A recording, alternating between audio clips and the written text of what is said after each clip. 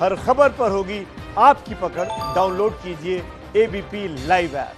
रिया चक्रवर्ती पर शिकंजा और ज्यादा कसता जा रहा है। भाई शोभिक के बाद अब खुद रिया की बारी है और सूत्रों से हमें यह जानकारी मिल रही है कि एनसीबी कल ही रिया को समन भेजेगी, पूछताछ के लिए बुलाएगी। और इस केस में सूत्रों के हवाले से एक और बड़ी खबर है।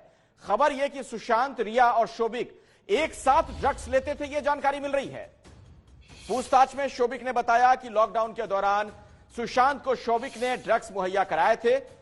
मिरांडा सुशांत तक ड्रग्स पहुंचाता था, उसने कभी ड्रग्स नहीं ली। और कल एनसीबी रिया को समन देगी।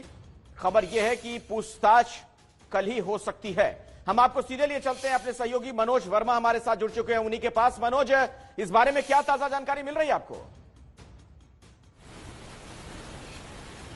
जी बिल्कुल, देखिए अखिलेश, हमारे सूत्रों ने बताया है कि एनसीबी की टीम कल सुबह रिया चक्रवर्ती के घर पर पहुंचेगी, वहीं पर समन दिया जाएगा, समन पर साइन करवाया जाएगा और एनसीबी की जो टीम है रिया को लेकर एनसीबी के ऑफिस में पहुंचेगी और वहां पर रिया से सवाल किए जाएंगे। और सवालों की एक बड़ी लंबी फहरिस्त तैयार की है एनसीबी की टीम ने, जो रिया से पूछे जाने हैं। इतना ही नहीं, सूत्रों का यह भी कहना है, जो पूछताछ में शोभिक की पूछताछ में और जो मिरांडा है उससे पूछताछ में सामने आया है कि शोभिक, रिया और सुशांत तीनों एक साथ बैठकर ड्रग्स लिया करते थे, तीनों एक साथ ही ड्रग्स लेते थे और शोभिक ड्रग्स को अरेंज करवाता था या कभी कभी रिया मिरांडा के जरिए ड्रग्स को अरेंज करवाती थी और तीनों एक साथ बैठकर ड्रग्स लिया करते थे। और लॉकडाउन के दौरान ज्यादा करीब हो गया शोभिक, क्योंकि लॉकडाउन के दौरान शोभिक सुशांत के पास आता था और उस दौरान सुशांत ने ज्यादा ड्रग्स ली है। ये भी बात हमें सूत्रों के हवाले से पता चल रही है। और सबसे बड़ी खबर जो एबीपी न्यूज आपको बता रहा है वो ये कि रिया को कल सम्मन देने के लिए एनसीबी की टीम पहुंचेगी और वहीं पर सम्मन रिसीव करवा करके साथ ही पूछताछ के लिए एनसीबी ऑफिस में लेकर आएगी।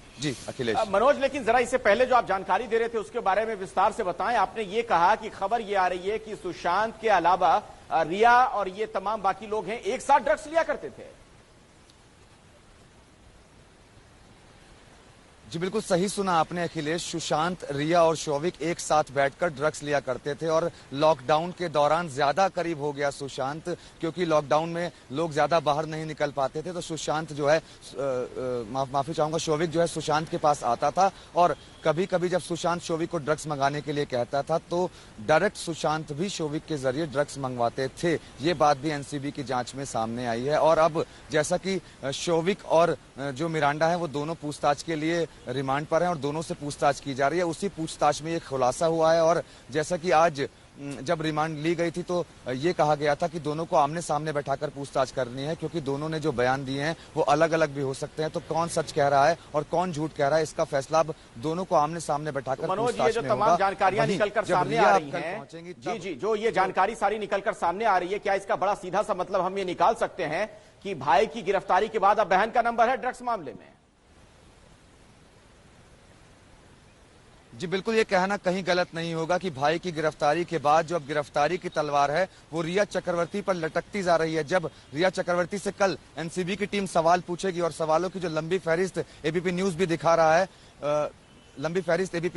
रहा है, सवालों की, और उसके बाद क्या होगा, तीखे सवालों के जवाब देने होंगे। चैट जो सामने आई थी उन चैट्स के बारे में जवाब देना होगा, जिस एक चैट में रिया खुद ड्रग्स के बारे में बात कर रही है और ये बता रही है कि हाँ मैं ड्रग्स लेती थी और एमडीएमए उन्होंने लिया हुआ है। लेकिन अब जब पूछताछ हो चुकी है रिया चक्रवर्ती के भाई शोभिक से और उसने ये खुलासा किया है कि रिया भी साथ में बैठकर ही ड्रग्स लेती थी, तो तमाम जब कन्फ्रंट कराया जाएगा आमने सामने एक दूसरे को बैठाकर, तब रिया चक्रवर्ती की मुश्किलें बहुत ज्यादा बढ़ने वाली हैं और शायद हो सकता है कि रिया चक्रवर्ती को एनसीबी की टीम गिरफ्तार भी कर ले। जी, एनसीबी की जो अब तक की पूछताछ हुई है मनोज, आपके मुताबिक उसमें आपको सबसे बड़ी बात क्या नजर आ रही है? क्या आपको लग रहा है कि जो हासिल है जिससे रिया फंस सकती है अब?